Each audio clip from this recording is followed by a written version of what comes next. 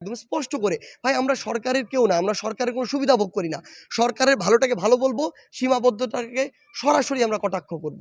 আমরা আমাদের জায়গা থেকে স্পষ্ট করে বলি, এই জায়গায় এই অন্তর্বর্তীকালীন সরকারে আমরা দেখেছি না এই যে ফারুকীকে, এই ফারুকী কোন সময় বিগত এই ৩৬ জুলাই কোন সময় সরাসরি সরকারের বিপক্ষে গিয়ে এই ছাত্র জনতার অভ্যুত্থানে যারা অংশগ্রহণ করেছে তাদের পক্ষে অবস্থান নিয়েছিল? কখনোই নয়। তিনি তার সময় পুরো সময় ক্ষমতার কাছাকাছি থাকার জন্য যেভাবে তার মতো করে তোষামোদি করা দরকার সেভাবে করেছে। হতে পারে একটা লাইন লিখে, হতে পারে একটা ছবি তুলে। সবাই একই কাতারে ভাই, ভাই, সহমত ভাই বলে তোষামোদি করবে না। কেউ একটা লাইন লিখে, কেউ একটা শব্দ বলেও তোষামোদি করে। এই ফারুকীরা কিভাবে এই উপদেষ্টা পরিষদে আসে? আমাদের জায়গা থেকে আমরা সেদিনই স্পষ্ট করে বিরোধিতা জানিয়েছি এবং আমরা আমাদের জায়গা থেকে বলি, এরকম নীরব থাকা, কঠিন সময় নিজের গা বাঁচিয়ে চলা লোকদেরকে আমরা উপদেষ্টা পরিষদে দেখতে চাই না।